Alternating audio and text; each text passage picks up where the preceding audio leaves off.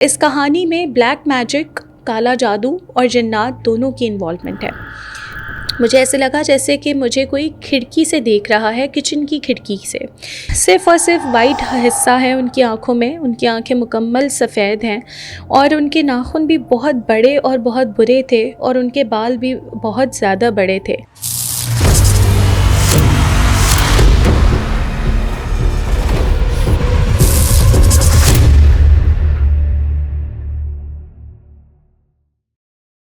Hello and welcome to the creepy dogs. और एक story जो कि मुझे बहुत इंटरेस्टिंग लगी, मैंने सोचा मैं आप सबके साथ शेयर करूं, जो हमें रिसीव हुई है।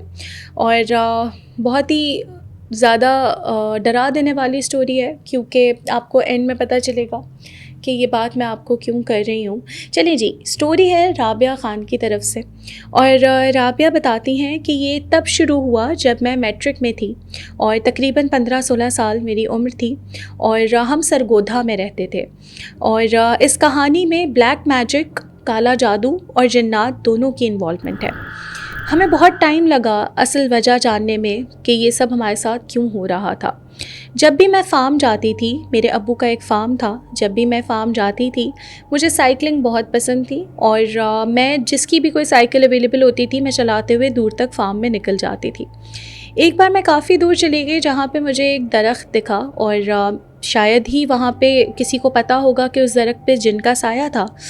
खैर, मैं जब वहाँ गई तो मेरी साइकिल खुद ब खुद रुक गई, उसकी चेन टूट गई थी और मैं गिर गई।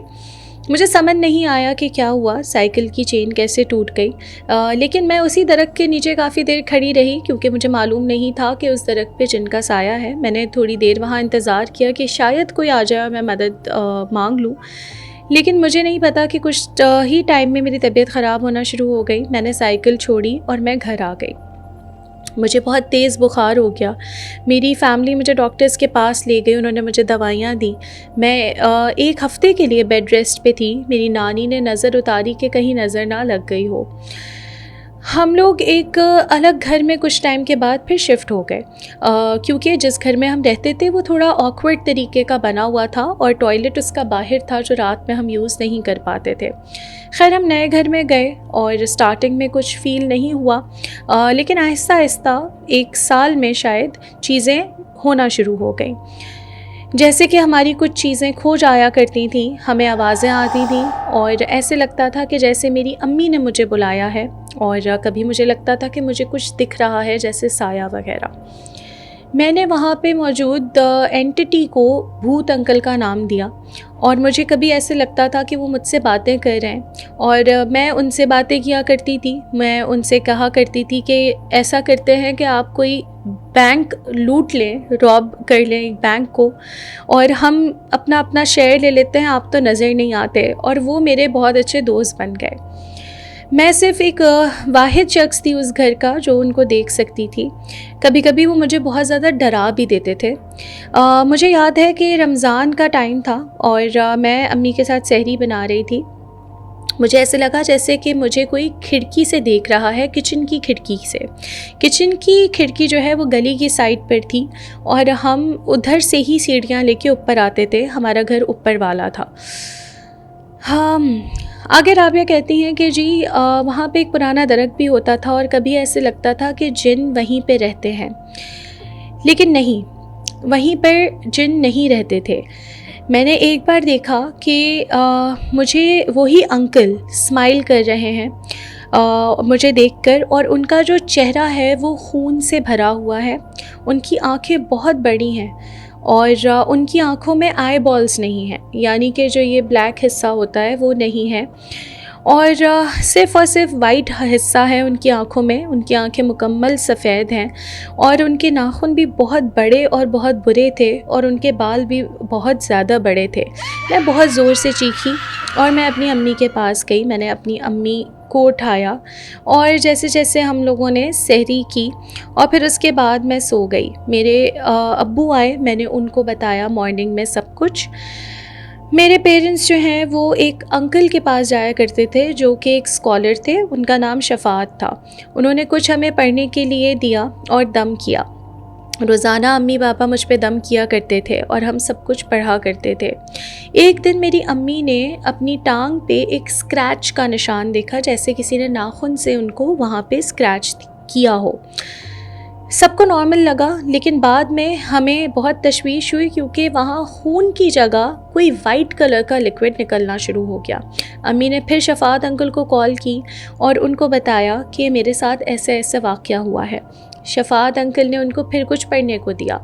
ये रोज़ का मामूल बन गया था। कभी मेरे हाथों पे, कभी मेरे चेहरे पे मार्क्स होते जैसे किसी ने मुझे नोचा हो, स्क्रैच किया हो, और कभी मेरे हाथों पे या चेहरे पे ऐसे मार्क्स होते जैसे मुझे किसी ने कट लगाया हो, छुरी या कैंची से जो आपका हाथ कट जाता है वैसा कट।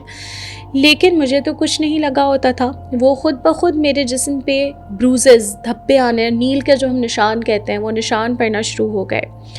एक दफ़ा मैं नीचे वॉक कर रही थी अम्मी के साथ, तो मेरी नज़र पड़ी कि कोई बंदा खड़ा होकर मुझे देख रहा है। मैंने आवाज़ लगाई, कौन है? अम्मी ने कहा, क्या तुमने किसी को देखा है? मैंने कहा जी। फिर मैंने वाकई में उनको वापस से देखा जब वो मेरे थोड़े करीब आए।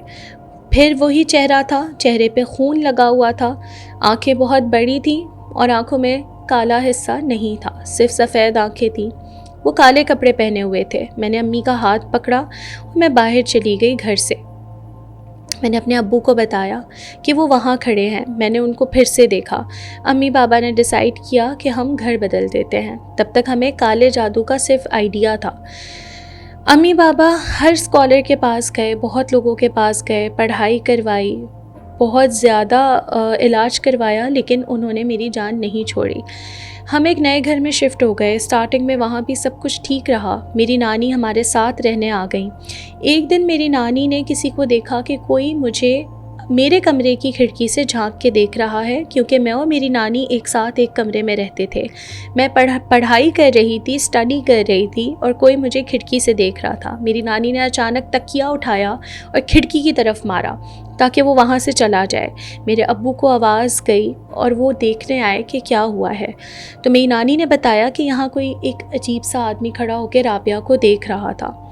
ये इंसिडेंट्स बढ़ने लगे, ये इंसिडेंट्स बहुत बढ़ गए। नानी और दादी को कुछ ना कुछ नज़र आता जो मेरे साथ हर वक्त चलता, और वो मेरे बैक से मुझे देखता रहता, स्टेयर करता रहता। अम्मी ने शफात अंकल से बात की और उन्होंने सजेस्ट किया कि राबिया को कहीं बाहर भेज दिया जाए, यानी मुल्क से बाहर भेज दिया जाए।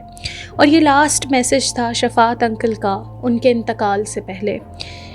मुझे भेज दिया गया इंग्लैंड, और मैं तब से बेहतर हूँ और मैं बाहर रहती हूँ। और वो कहती हैं कि I still remember his face. बहुत साल हो गए हैं, राबिया को आज भी उनका चेहरा याद है। और वो कहती हैं कि जो फार्म पे, उनके फार्म पे जो वो दरख्त था, इनके अब्बू ने फिर उस दरख्त को जला दिया। व्यूअर्स, जो मैंने शुरू में बात की थी कि बहुत स्कैरी है, क्योंकि वो अपने मुल्क वापस नहीं आई। क्योंकि ये चीज़ अगर वो वापस आती हैं, क्योंकि मेरी उनसे बात नहीं हुई, लेकिन मैं आप लोगों के लिए ज़रूर उनसे ये पूछूंगी सवाल, अगर वो मुझे रिप्लाई दें, कि क्या वो पाकिस्तान आई उसके बाद। जितना मुझे मालूम है कि वो अभी भी बाहर ही हैं। कोई चीज़, कोई एंटिटी आपको इतना परेशान करे कि आप मुल्क छोड़ के कहीं दूर चले जाएं, उस एंटिटी से जान ना छुड़वा पाएँ, इससे ज़्यादा स्कैरी क्या हो सकता है। आप लोगों के पास अगर कोई स्टोरीज़ हैं तो आप लोग भी स्टोरीज़ भेज सकते हैं। ईमेल एड्रेस आपके सामने आ रहा होगा स्क्रीन्स पे। और जन्नत हकीकत है। और एक बात हमेशा याद रखिएगा कि कोई भी जो कहता है कि हमारे घर में जन्नत नहीं है, दैट्स नॉट पॉसिबल। जन्नत हर घर, हर दफ्तर, हर जगह मौजूद होते हैं, क्योंकि वो हमसे ज़्यादा तादाद में कभी कभी ज़ाहिर हो जाते हैं, कभी कभी नहीं होते। तो बस अपने आसपास से अटेंटिव रहिए, ख्याल रखिए, और अगर कोई अनयूजुअल वाक़या कभी आपके साथ हुआ है तो हमारे साथ ज़रूर शेयर करें। खुदा हाफ़िज़। Like, share and subscribe Clay TV, and do not forget to click on the bell icon.